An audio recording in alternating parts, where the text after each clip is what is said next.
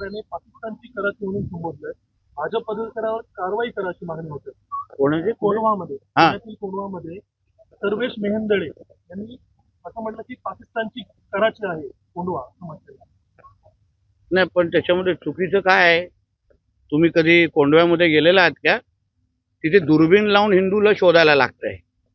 या लोकांना ह्या आमच्या हिंदू राष्ट्राला 2047 पर्यंत इस्लाम राष्ट्र बनवण्याच्या दृष्टिकोनातून जे जे काही भाग हे लोकांनी जास्त लक्ष घेतलं त्याच्यामध्ये कोंढवा आहे. मग मालेगाव आहे, नयानगर आहे मीरा रोडमध्ये, नंतर आमच्या मुंबईमधले काही भाग आहेत. आणि म्हणून जे आमच्या भारतीय जनता पक्षाच्या पदाधिकाऱ्यांनी जे काही म्हटलेलं आहे त्याच्यामध्ये काही चुकीचं नाही. जो काही तिकडे जे आज परिसरामध्ये सगळं जे काही हिरवं करण्याचा जो काही प्रयत्न हिरव्या सापांच्या माध्यमातून होतंय ते सत्य सांगण्याचं काम त्या आमच्या भारतीय जनता पक्षाच्या माझ्या सहकार्याने केलेलं आहे. म्हणून मला त्याला पूर्ण पाठिंबा आहे. मुंबईमध्ये राज ठाकरे यांना पदप्रांतींनी शिवीगाळ केली तर तेव्हा मनोज सैनिकांनी त्या पदप्रांतींना टोकलेलं आहे. आता मला ती बातमी ऐकलेली नाहीये, पण असं कोणालाही शिवीगाळ करणं हे अत्यंत चुकीचं आहे.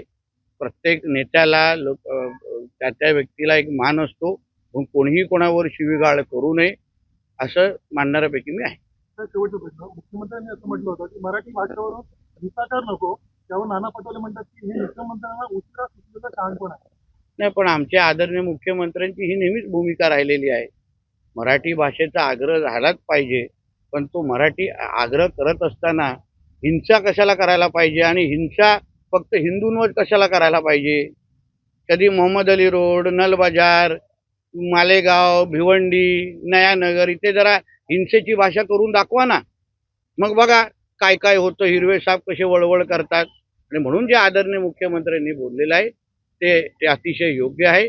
कदाचित नाना पटोलेंना उशिरा सुचलेलं शहाणपण त्यांना वाटतंय, कारण का त्यांना कदाचित मुख्यमंत्र्यांची भूमिकाच कळली नसल्यामुळे अवेळी नाना पटोलेंनी तोंड उघडवू नये असा सल्ला मी त्यांना देईन. मराठीची सक्ती करण्याऐवजी मराठी शाळा सुरू करा, मराठी शिक्षक भरती करा असा आवाहन. हो, नक्की करू ना, पण त्याच्या पहिले तुमचे जे काही गोलटोपी दाढीवाले आहेत त्यांना पण थोडं मराठी शिकवा.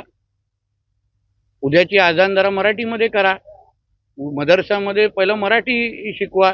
मराठी शाळा आम्ही निश्चित पद्धतीने सक्षम करू, पण त्याचबरोबर मदरसांमध्ये पण लवकर जरा मराठी शिकवण सुरू करा असा थोडा आग्रह मी अबू आझमींना करायला सांगेन.